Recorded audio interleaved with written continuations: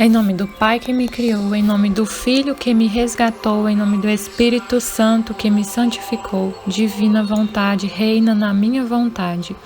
Minha mãe, eu te amo e tu me ama, dai-me um gole da divina vontade para minha alma. Me abençoa, Mãe, para que todas as minhas ações sejam feitas diante de vossos olhos maternais. São Luís Maria, rogai por nós. Tratado da verdadeira devoção à Santíssima Virgem, capítulo 8º, artigo 1º. Práticas exteriores. Agora a gente vai entrar especificamente nas práticas da devoção, porque até agora ele explicou os efeitos que causa, falou sobre os méritos de Nossa Senhora, tentou explicar o que é a devoção, né? Quais os efeitos que ela causa, mas agora a gente vai para a prática. O que a gente vai ter que fazer para cumprir fielmente essa devoção? Primeiro vai falar das práticas exteriores. A gente vai falar um pouco hoje e termina na meditação de amanhã.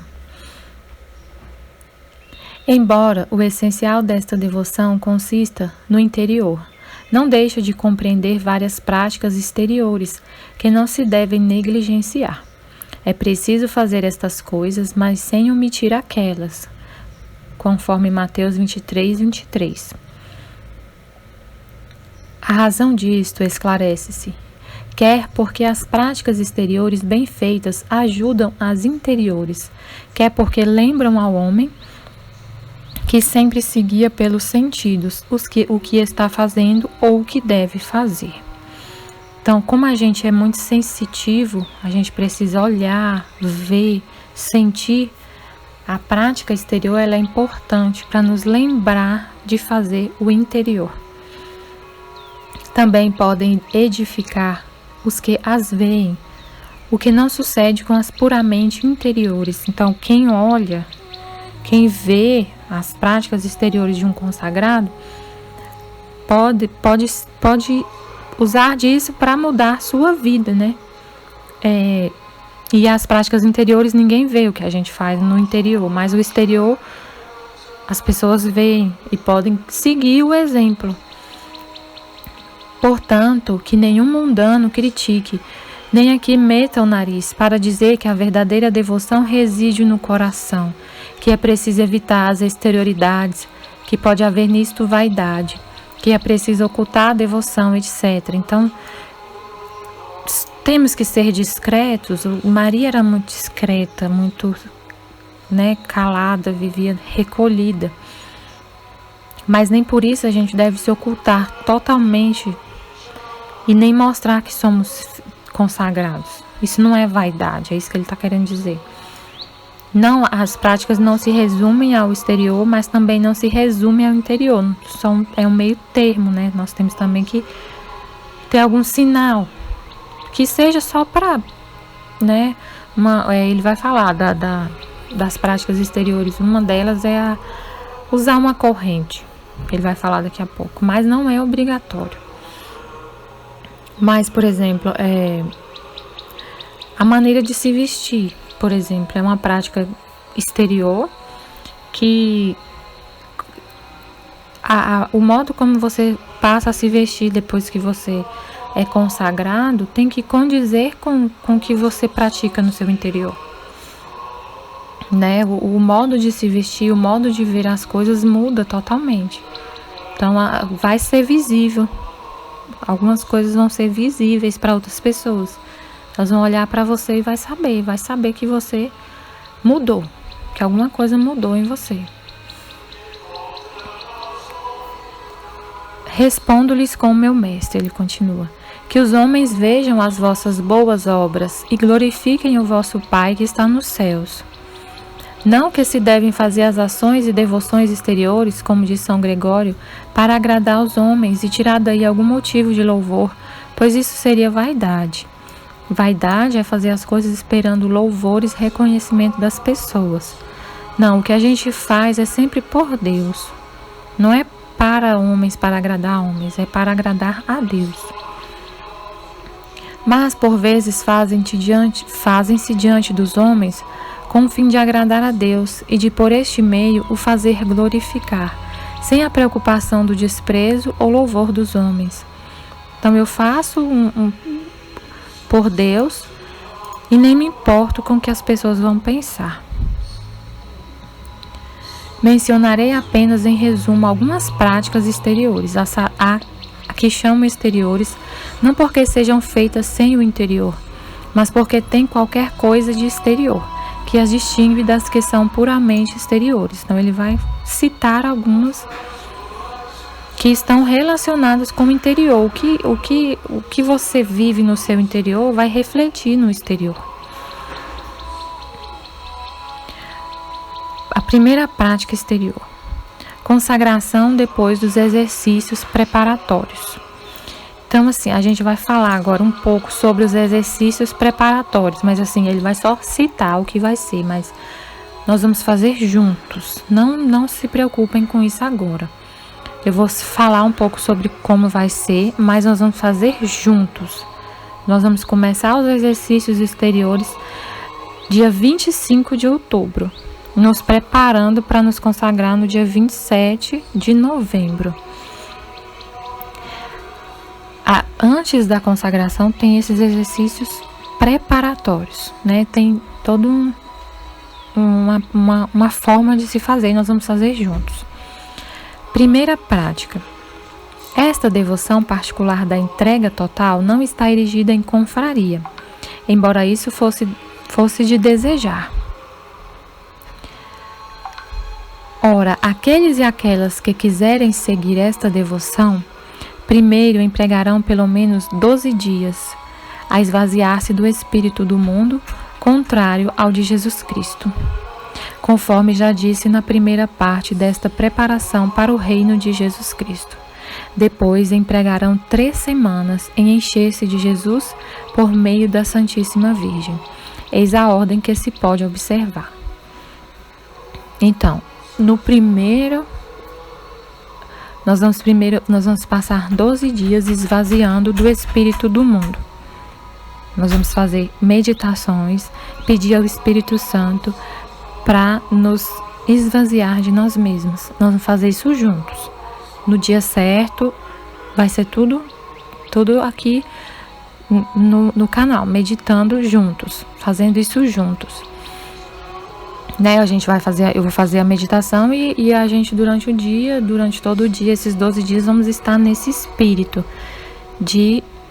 com esse intuito de esvaziar-nos de nós mesmos.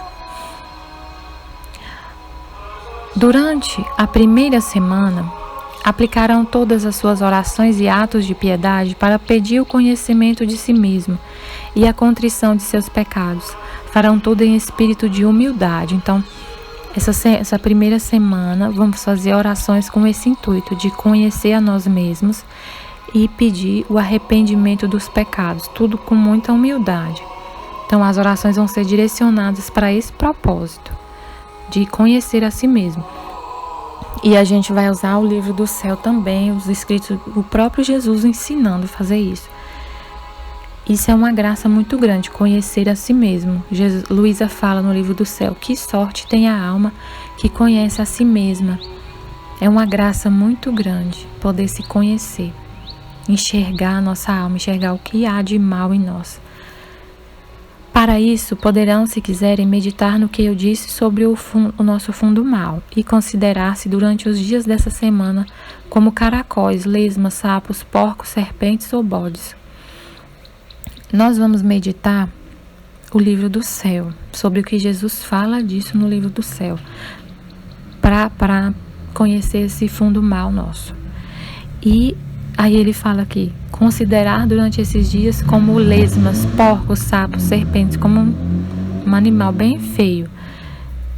Luísa fala no livro do céu que Jesus mostrou para ela o nada dela e ela se via como ela se compara muito a isso, a uma lesma, um nada. Jesus mostra muito isso para ela, o nada dela. Ou meditar essas 3 palavras de São Bernardo: pensa no que fostes, um pouco de lama, no que és, um vaso de estrume, no que serás, alimento de vermes. É o que a gente vai ser, a gente vai voltar para o pó, vamos ser consumidos pelos vermes na terra. Isso é o destino de todo mundo. É o que a gente é. A gente, quando se considera um nada, não é mentira, não é ideologia, isso é a mais pura verdade. A gente é nada. Nosso corpo um dia vai ser glorioso, mas por enquanto não. Por enquanto não, nós somos pó e ao pó voltaremos. Vamos ser consumidos pelos vermes. Ou que eu conheço. Não, aí fala que pedirão a nosso Senhor e ao Divino Espírito Santo que os esclareça, repetindo as palavras: Senhor, que eu veja, ou que eu me conheça, ou vinde Espírito Santo. Nós vamos rezar, nesse exercício, nós vamos rezar pedindo isso. Vai ser tudo guiado, não se preocupem. Rezar, aí tem as orações que ele fala pra gente rezar. Rezarão todos os dias a ladainha do Espírito Santo e a oração que ele segue. Recorrerão à Santíssima Virgem pedindo-lhe esta grande graça, que deve ser o fundamento de todas as outras. Para isso dirão todos os dias o Ave Maria Estela e a ladainha de Nossa Senhora. Então nós vamos rezar a Maria nessa semana pedindo essa graça. É uma graça, como eu disse, se conhecer.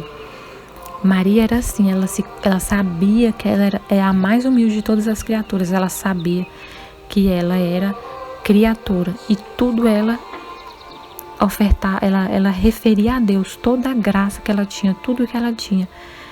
Ela não respirava sem agradecer a Deus, porque ela sabia que se ela estava respirando, se ela tinha vida, tudo era Deus. Tudo ela deve a Deus. É lindo ver Nossa Senhora conversando com Deus, na mística cidade de Deus, as orações que ela fazia, de humildade que ela fazia, reconhecendo que ela não era nada, e ela falava: como eu posso te retribuir tudo que o Senhor me faz? Como vou retribuir? Humilde, humilde, humilde. Então nós vamos, nesses dias, pedir essa graça para nossa mãe, e ela vai nos conceder, com certeza. Na segunda semana, aplicar-se-ão em todas as orações e obras de cada dia a conhecer a Santíssima Virgem.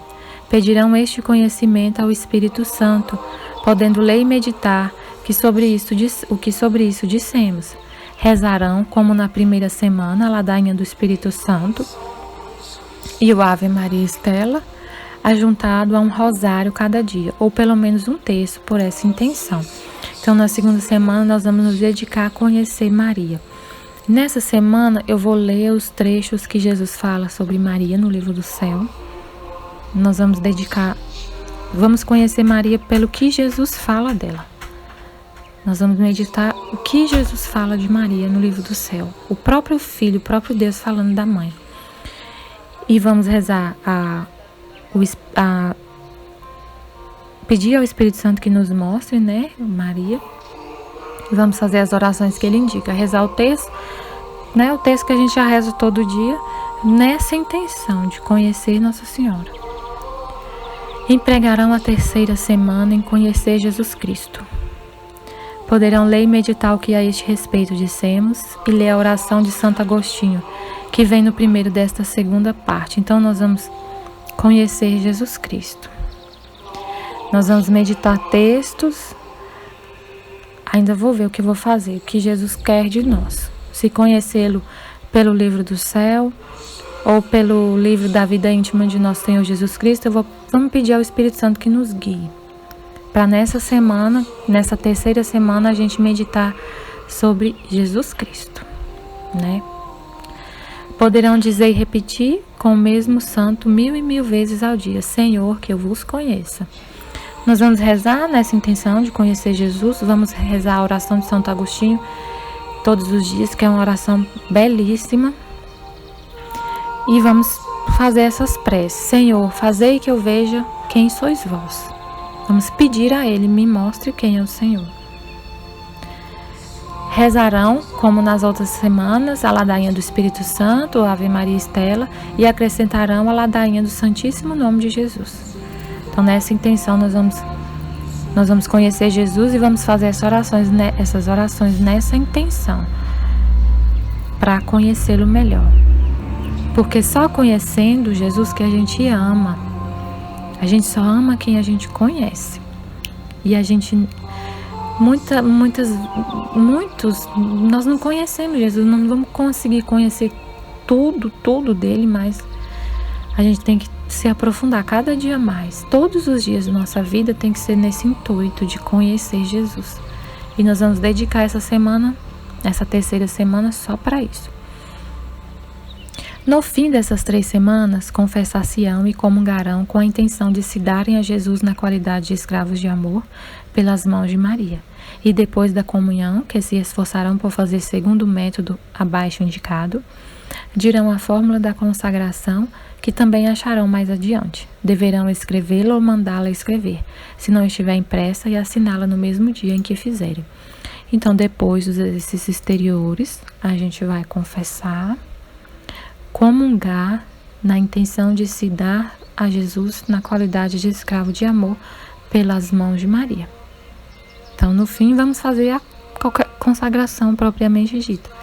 Confessar, comungar.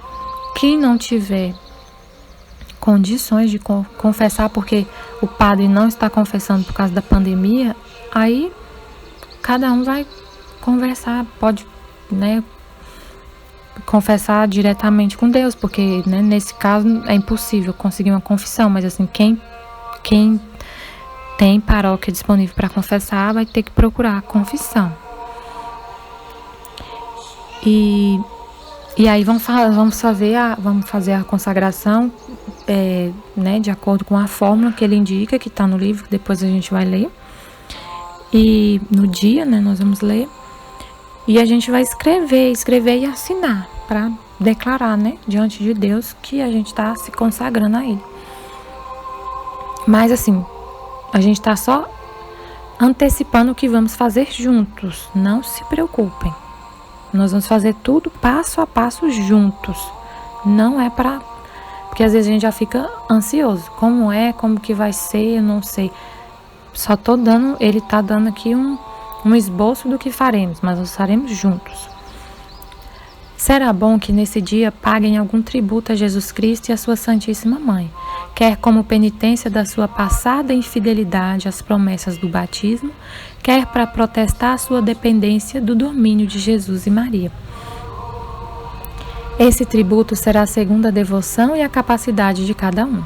Poderá ser um jejum, uma mortificação, uma esmola, uma vela, ainda mesmo que não dessem mais que a homenagem de um alfinete, mas de todo o coração. Isso bastaria, pois Jesus só olha a boa vontade. Então, nesse dia, nós vamos ofertar alguma coisa a Jesus.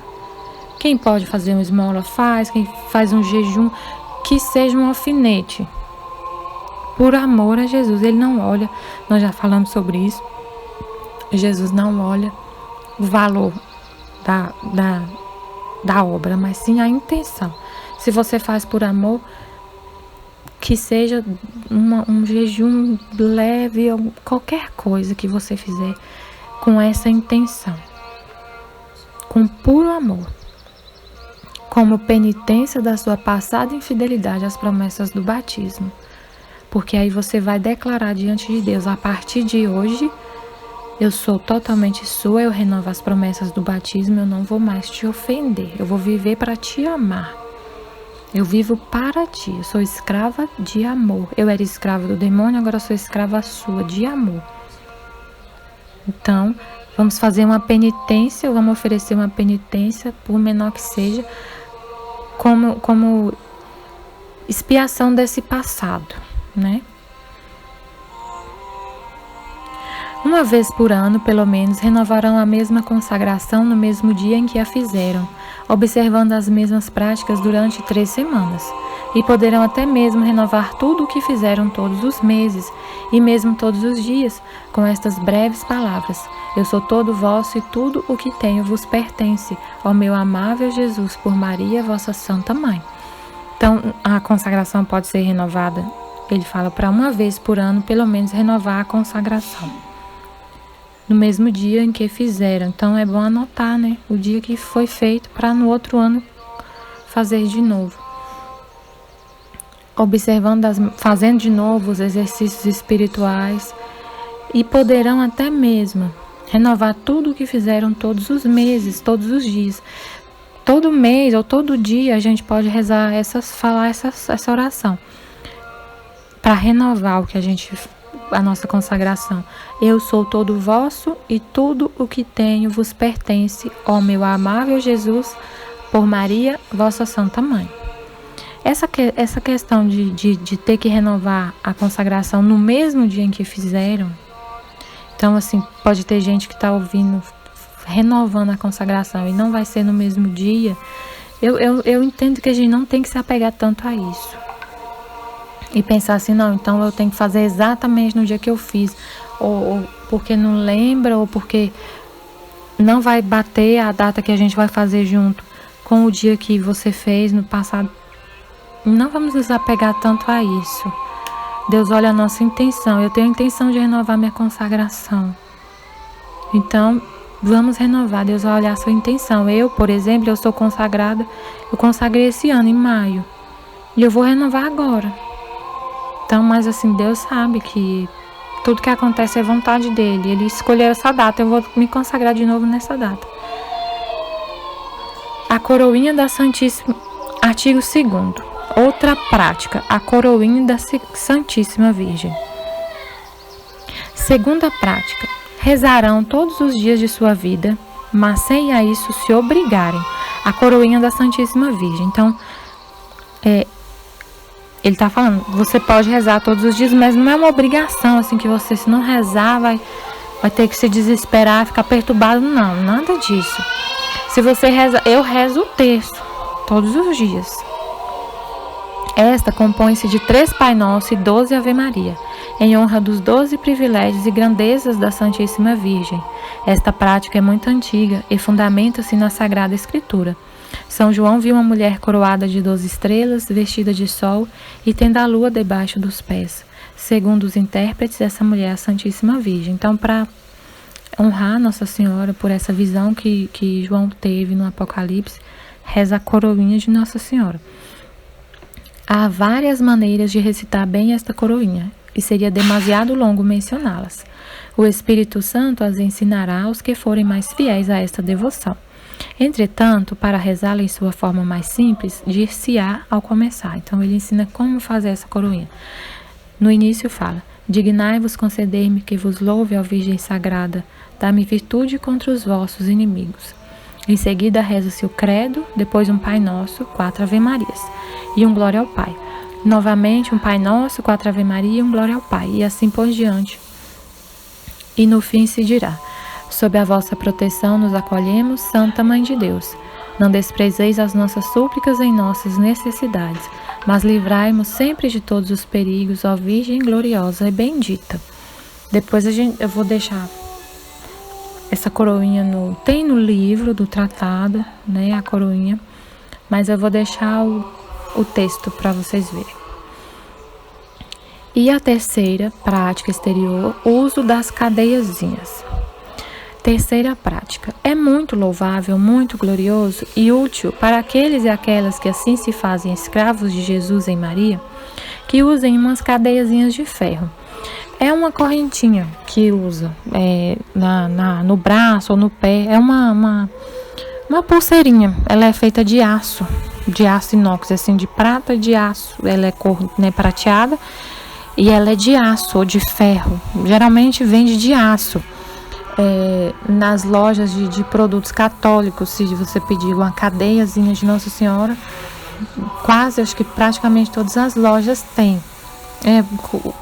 Custa bem baratinho, acho que é uns 20 reais, eu acho, 15 reais. Não é obrigatório, é um sinal de que você é consagrado, mas não é uma obrigação que você tem que usar. Estas ser-lhes-ão um sinal da sua escravidão de amor e serão bentas como uma bênção própria. Então, é bom o sacerdote benzer a cadeiazinha. Estes sinais exteriores não são, na verdade, tão essenciais e uma pessoa pode passar bem sem eles, embora se tenha abraçado essa devoção. Não é obrigatório, a pessoa, se não quiser, não precisa usar, não quer dizer que você não é consagrado, né? O exterior é um complemento. Mas os escravos de amor sacudiram as cadeias vergonhosas da escravidão do demônio, a que o pecado original e talvez os pecados atuais os tinham reduzido. Então nós éramos escravos do demônio por causa do pecado original e dos pecados atuais. Nós quebramos essas correntes com essa consagração, com essa entrega a Maria e a Jesus por Maria. Nós quebramos as correntes que nos atavam ao demônio. E agora nos tornamos escravos de amor. E essa cadeiazinha vai ser esse símbolo de que agora eu sou toda de Maria e de Jesus. Por isso, não posso deixar de louvar aqueles e aquelas que se sujeitam voluntariamente à gloriosa escravidão de Jesus Cristo e se gloriam, com São Paulo, de estar em cadeias por amor de Jesus Cristo, conforme Efésios 3:1. Estas cadeias são 1000 vezes mais preciosas, embora de ferro e sem brilho algum, que todos os colares de ouro dos imperadores. Então essa é uma declaração, uma forma de declarar que você é escravo de amor. Voluntariamente você se entregou. Essa cadeia significa isso, mas como já disse, não é obrigatório. Não se perturbem por causa disso. Se não encontrar na cidade de vocês, não conseguir comprar, não tiver como comprar, não vai deixar de ser consagrado por causa da cadeia que não tem no braço. A intenção do seu coração é ser escravo, então é. O que importa é a intenção. Ainda que outrora não houvesse nada de mais difamante do que a cruz, no presente é esse madeiro o que há mais de glorioso no cristianismo. Ainda que outrora não houvesse nada de mais difamante do que a cruz, no presente é esse madeiro que há mais glorioso no cristianismo. Então, a cruz, antigamente, antes de Jesus se deitar sobre ela era motivo de difamante. Quem era crucificado eram os assassinos, os piores pecadores naquela época que Jesus foi crucificado.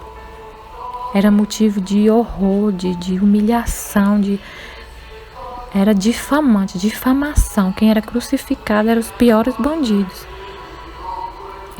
Mas quando Jesus foi crucificado, a cruz tomou outro significado. Ela é santa, é divina.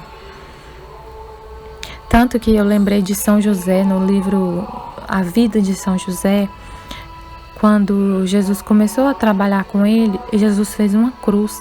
São José ficou tão perturbado quando viu a cruz, porque ele não entendeu, como assim, meu filho santo, filho de Deus, uma cruz. Depois vale a pena ouvir a história de São José. No canal Fiat Voluntas Tua, no YouTube tem a leitura do livro do São José, da vida de São José. O mesmo se diga dos ferros da escravidão. Entre os antigos e mesmo hoje entre os pagãos, nada há de mais ignominioso. Mas para os cristãos não há nada mais ilustre do que essas cadeias de Jesus Cristo. Então o que era difamante tem um novo significado em Jesus, porque essa cadeia significa eu sou escrava de amor de Jesus e eu tenho orgulho de usar, eu tenho honra em usar e ser escrava dele, de amor. Elas livram-nos e preservam-nos dos infames laços do pecado e do demônio. Colocam-nos em liberdade e ligam-nos a Jesus e a Maria, não por imposição e por força, como se faz a forçados, mas por caridade e amor, como a filhos. Atraí-los-ei com cadeias de caridade, diz Deus pela boca de um profeta.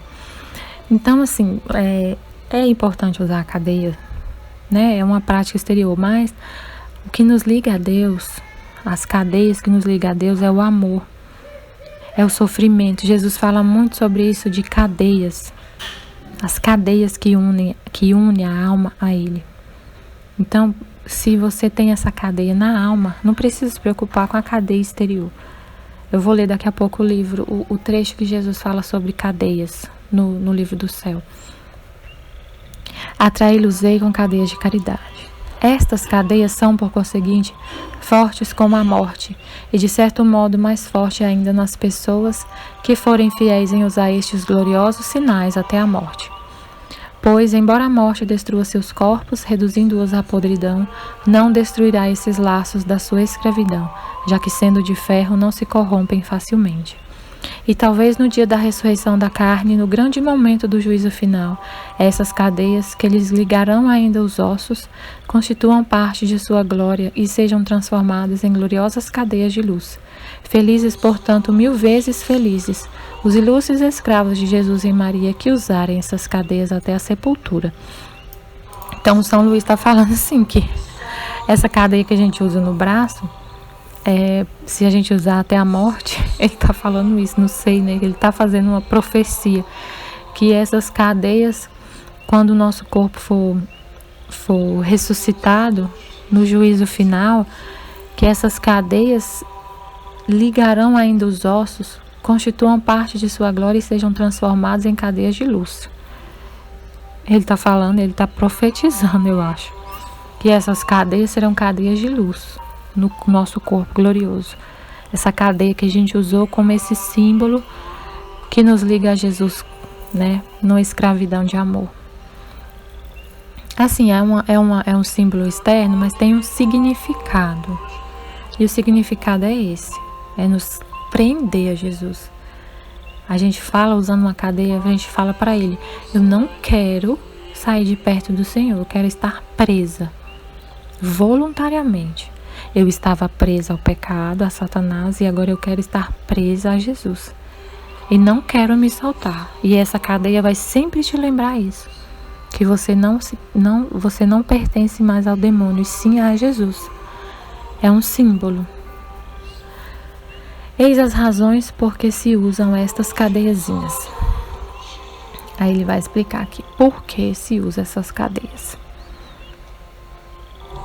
A primeira razão é para que o cristão se lembre dos votos e promessas de seu batismo, para que se recorde da renovação perfeita que deles fez, por meio desta devoção e da estreita obrigação em que esta de lhe ser fiel.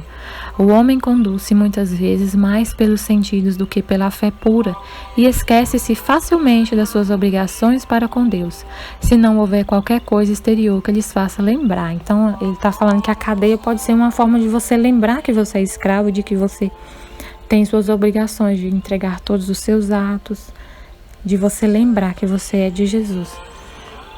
Ora, essas cadeias servem maravilhosamente para lembrar o cristão as cadeias do pecado e da escravidão do demônio, de que o batismo o livrou.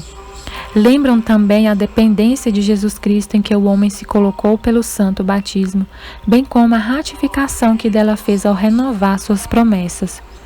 Uma das razões por que tão poucos cristãos pensam nas promessas do seu batismo e vivem tão livremente como se nada tivessem prometido a Deus como os pagãos é que não trazem nenhum sinal exterior que os faça lembrar disso. Então você pode colocar essa cadeia com essa intenção de lembrar das suas promessas do batismo. Então toda vez que você olhar para ela, você vai lembrar que você agora é escravo de Jesus.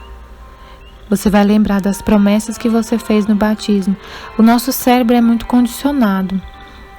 Então, se você condiciona o seu cérebro a olhar para a cadeia e lembrar das promessas do batismo, que você renunciou ao pecado, ao mundo, ao demônio, aí toda vez que você olhar para ela, você vai lembrar: eu renunciei ao pecado, eu renunciei ao demônio, eu renunciei ao mundo. Eu não sou mais escrava de Satanás. Você fazer esse exercício, toda vez que você olhar para ele e lembrar disso, vai ficando automático, você vai lembrando. Seu cérebro vai lembrando disso sempre. Então é uma forma, né, de um sinal para você lembrar da sua obrigação, para você sempre ser fiel a essa prática. A segunda razão é para mostrar que não nos envergonhamos de ser escravos e servos de Jesus Cristo, e que renunciamos à funesta escravidão do mundo, do pecado e do demônio. É para dizer ao mundo: eu sou escrava de Jesus Cristo. Eu renunciei ao pecado, ao mundo e ao demônio. Não ter vergonha disso. Porque hoje, como essa devoção se espalhou, muita gente conhece essa devoção, já leu o tratado, graças a Deus o tratado está sendo difundido pelo mundo, né? Muitas pessoas estão se consagrando. Quando a pessoa vê a sua cadeia no braço, já sabe o que é, já entende. Muita gente já entende, muita gente nunca ouviu falar. vai achar que é uma correntinha normal que você usa. Mas muita gente vai entender e vai ver, e você vai mostrar para o mundo que você não tem vergonha de ser de Jesus. Escrava por amor, livremente, voluntariamente. Uma outra razão é para servirem de garantia e preservação contra as cadeias do pecado e do demônio, pois temos de trazer ou as cadeias da iniquidade ou as cadeias da caridade e da salvação. Essa cadeia que é da caridade e da salvação. Até o demônio olha para você e já sabe que você é consagrado. Mas ele não precisa disso, né? Ele sabe que você é consagrado sem a cadeia. Mas, assim, o São Luís dá uma importância muito grande para essa cadeia. Então, ele escreve muito aqui sobre essa cadeia. Então, eu acredito, né, que não é à toa que se usa. É uma prática, digamos, importante. Porque ele fala muito da cadeia. E como ele era santo, ele estava falando pela boca do Espírito. O Espírito Santo estava falando pela boca dele. Não é, eu acredito assim, não é uma ele não estava falando por razões humanas, ele não estava falando dele mesmo, ele estava falando, ele era santo, então ele falava o que o Espírito Santo inspirava. E ele dá muita importância para essa cadeia. Mas ele também falou, não é obrigatório. A importante é a cadeia que liga a sua alma de Jesus. E eu vou ler daqui a pouco sobre isso. Ah, meu querido irmão, quebremos as cadeias do pecado e dos pecadores, do mundo e dos mundanos, do demônio e dos sequazes. E lancemos para longe de nós o seu jugo funesto. Para me servir das palavras do Espírito Santo, ponhamos os pés nos seus gloriosos ferros e o pescoço nos seus grilhões. Curvando os ombros, levemos a sabedoria que é Jesus Cristo, sem aborrecermos as suas cadeias. Note-se que antes de dizer essas palavras, o Espírito Santo vai preparando a alma para que não venha rejeitar este importante conselho. Eis as suas palavras: ouve, meu filho, e recebe um conselho de sabedoria, e não rejeites o meu conselho. Permite-me, meu querido amigo, que eu me una ao Espírito Santo para te dar o mesmo conselho. As suas cadeias são cadeias de salvação. As cadeias que nos unem a Jesus são cadeias de salvação. Quebremos essas cadeias do pecado para nos prender a Jesus. Jesus Cristo, do alto da cruz, deve atrair tudo a si, livre ou forçadamente. Ele atrairá os réprobos com as cadeias de seus pecados, a fim de os acorrentar, como forçados e demônios, a sua ira eterna e a justiça vingadora. Mas atrairá particularmente nesses últimos tempos os predestinados, com cadeias de caridade. Atrairei tudo a mim. Hei de atraí-los com cadeias e vínculos de caridade, conforme Oséias 11:4. Estes escravos de amor de Jesus Cristo, estes prisioneiros de Jesus Cristo, podem usar as cadeias ao pescoço, nos braços, à cintura ou nos pés.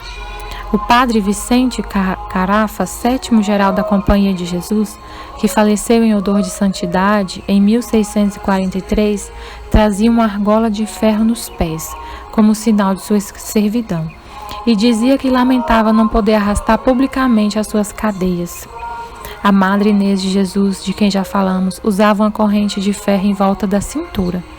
Alguns outros usaram ao pescoço, como penitência pelos colares de pérolas que tinham trazido no mundo.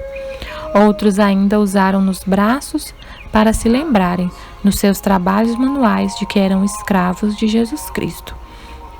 O mais comum que a gente vê é no braço, né? Mas cada pessoa vai decidir se vai usar ou não a cadeia e onde vai usar, né? Não é uma imposição usar a cadeia para dizer que é consagrado. O mais importante, como eu disse, é a cadeia que une a sua alma. E a gente vai ler agora o que Jesus fala sobre essas cadeias no livro do céu. Então vamos ver aqui o que Jesus fala sobre correntes. Assim, é interessante usar a correntinha de ferro, né, a cadeiazinha de aço, mas é dispensável, né, é uma opção. Vamos ver o que Jesus fala para Luísa sobre cadeias, correntes, sobre significado disso.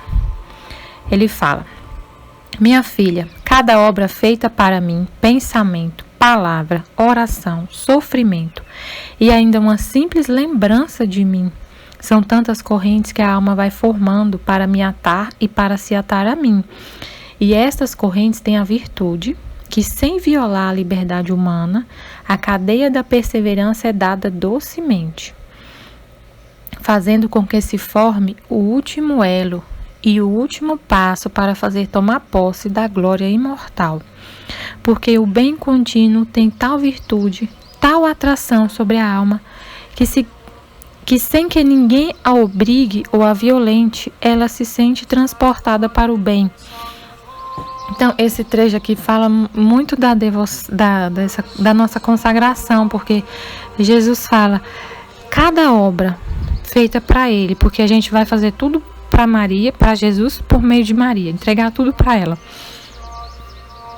Então, cada obra feita para Ele, cada pensamento a Ele, dele, cada palavra que você dirige a Ele, todos os seus atos, o sofrimento que você sofre por amor a Ele, tudo que você faz por Ele, se você andar e falar, eu ofereço meus passos como uma declaração de amor por Ti, são coisas simples, não é grandiosas coisas. Se você fala, tem uma oração que a gente reza na Divina Vontade assim: com verdadeira e profunda dor, Jesus, abraço as sagradas feridas do Teu coração. Cada batida eu desejo que cada batida do meu coração seja 1 milhão de atos de amor por Ti. O que você fez com essa oração? Você deseja que cada batida do seu coração seja 1 milhão de atos de amor por Ele. Ele vai olhar a intenção do que você quer. Então, isso vai fazer, essas ações vão formando, são correntes que a alma vai formando para me atar e se atar a mim. Então, a corrente mais importante, mais do que a cadeia, do que um símbolo exterior, é o interior. Tudo que você faz por Ele, que seja, Ele fala que seja uma lembrança de mim. Você lembrar dele, lembrar, agradecer, conversar com Ele, que seja isso, vai formando essa cadeia, essa corrente, atando Ele à alma e a alma a Ele. E estas correntes têm a virtude que, sem violar a liberdade humana, a cadeia da perseverança é dada docemente, fazendo com que se forme o último elo e o último passo para fazê-la tomar posse da glória imortal. O bem contínuo, a perseverança, porque o bem contínuo tem tal virtude, tal atração sobre a alma. A perseverança, uma coisa que você faz todos os dias, o bem contínuo, tem tal virtude, tal atração sobre a alma, que sem que ninguém a obrigue ou violente, ela se sente transportada para o bem. Voluntariamente a alma se sente transportada para o bem. Em outro trecho, Jesus fala assim: Minha filha, toda a pena que a alma sofre é uma comunicação demais que a alma adquire.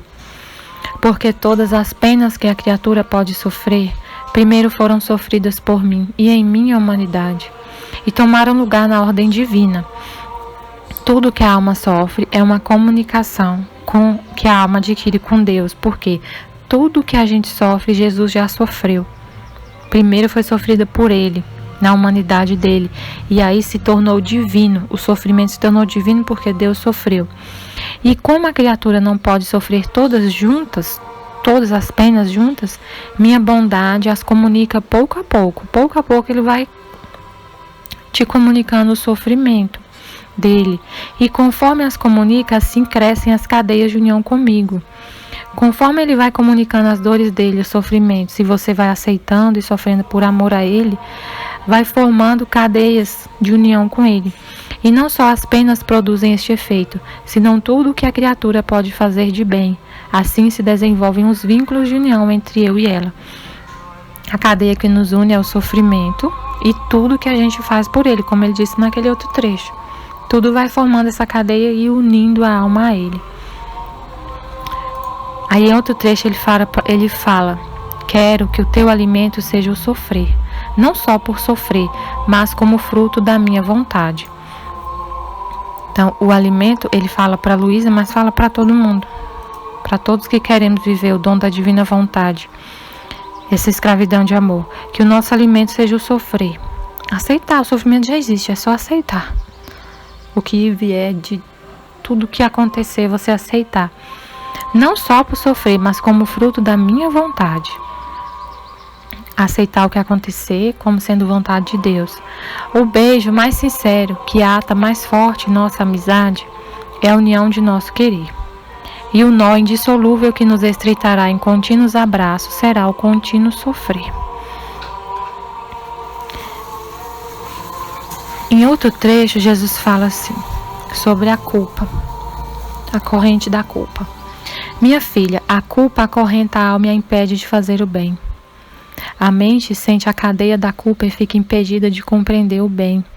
A vontade sente a cadeia que a ata e se sente entorpecida, e em lugar de querer o bem, quer o mal. O desejo acorrentado sente que lhe cortam as asas para voar a Deus. A culpa acorrenta a alma e a impede de fazer o bem. A culpa, você fica se sentindo culpada, remoendo. Seu pecado já foi perdoado e você fica naquela culpa o tempo todo. Não, você fica preso. A culpa te prende. A mente sente a cadeia da culpa e fica impedida de compreender o bem. Tem que se libertar dessa corrente da culpa para conseguir fazer o bem. A vontade sente a cadeia que a ata e se sente entorpecida. A vontade sente essa prisão e em lugar de querer o bem, quer o mal. O desejo acorrentado sente que lhe cortam as asas para voar a Deus. A culpa nos impede de voar para Deus. Como me dá compaixão ver o homem acorrentado por suas mesmas culpas. Eis porque a primeira pena que quis sofrer na paixão foram as correntes. Quis estar atado para libertar o homem de suas correntes. Aquelas correntes que eu sofri tornaram-se, assim que me tocaram, em cadeias de amor, as quais, tocando o homem, queimavam e rompiam as suas e amarravam com minhas amorosas cadeias. Então, a culpa pelo pecado. A gente vai se libertar desse pecado e se libertar também dessa culpa, né? Quebrar essas correntes do pecado e da culpa. A culpa nos acorrenta, nos deixa presos. Não conseguimos fazer o bem, não conseguimos voar para Deus. Quando Jesus sofreu na prisão, ele quis nos libertar. E essas cadeias que ele sofreu se transformaram em cadeias de amor. Meu amor é obrante, não sabe estar se não obra. Por isso, para todos e para cada um preparei o que se necessita para reabilitá-lo, para curá-lo, para embelezá-lo de novo. Tudo fiz a fim de que, se decidir, encontre tudo preparado e à sua disposição. Por isso tenho prontas as minhas cadeias para queimar as suas. Então basta a alma querer. Jesus já tem preparado para cada alma o que ela necessita para se reabilitar. Olha que interessante. Quando a alma cheia de culpa, de pecado, acorrentada ao demônio, pensa na gente caído, acorrentado, sujo, maltratado, ferido.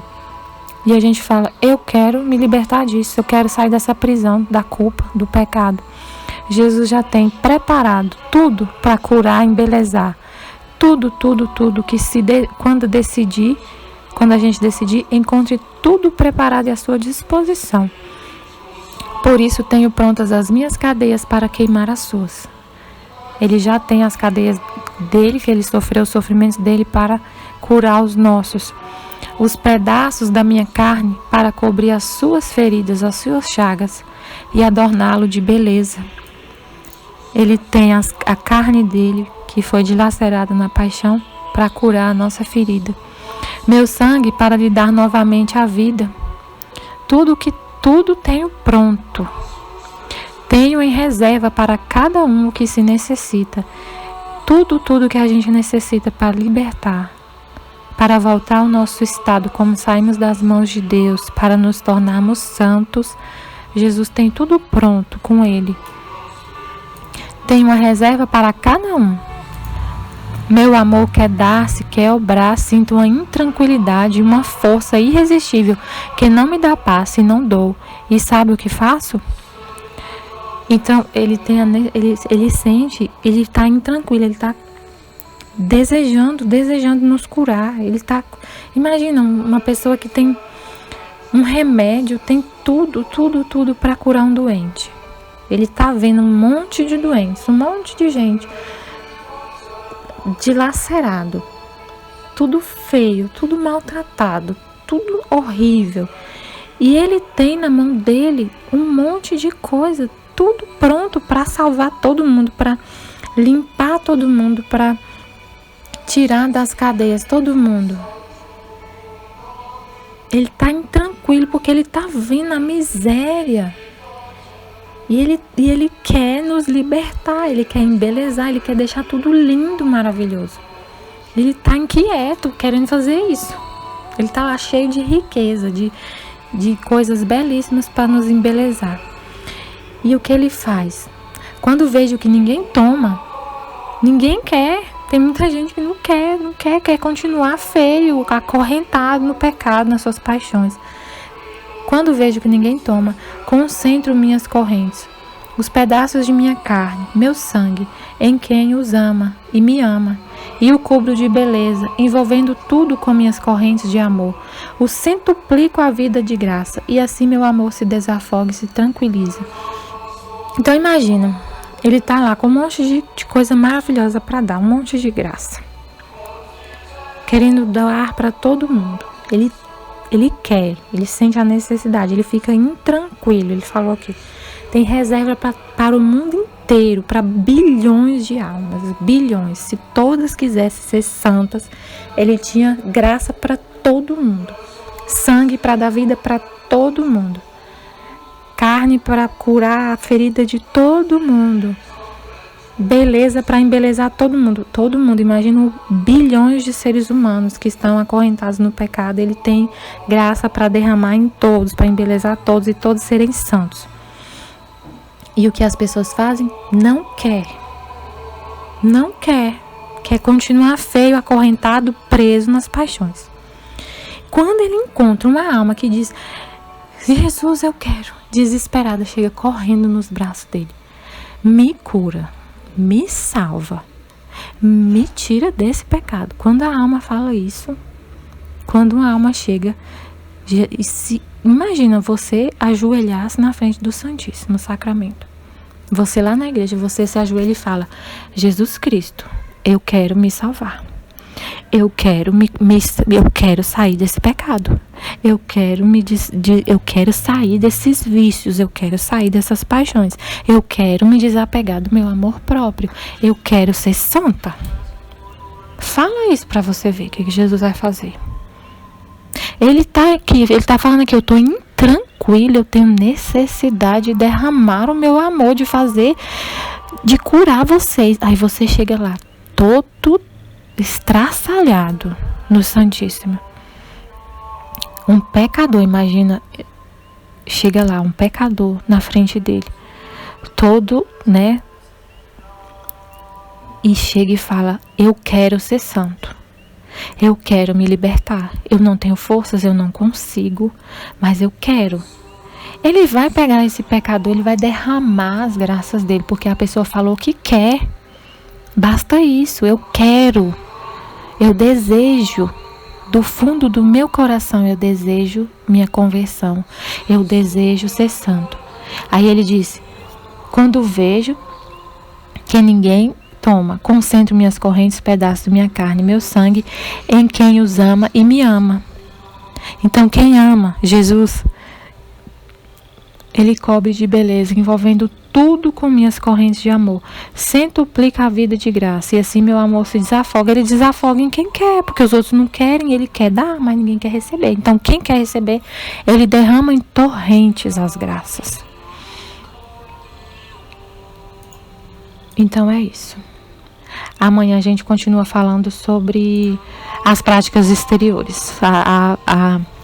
Vamos finalizar as práticas exteriores e no outro dia as práticas interiores. Estivemos e sempre estaremos reunidos em nome do Pai, do Filho e do Espírito Santo. Amém. Fiat.